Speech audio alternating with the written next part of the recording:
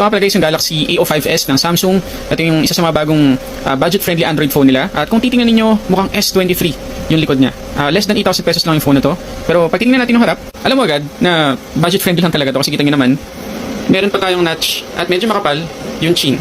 Pero syempre ganun talaga Samsung, pero maganda naman dito, hindi lang basta LCD or IPS LCD nilagay nilang panel, kundi PLS LCD, which is a little bit brighter sa normal IPS LCD, tsaka mas maganda yung viewing angles niya.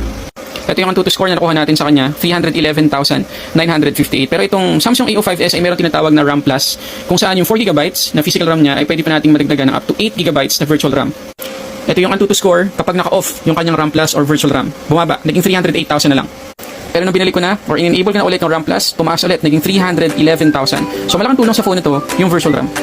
At in fairness naman dito sa phone na to, maganda yung mga pictures, yung videos na kaya nating ma-record.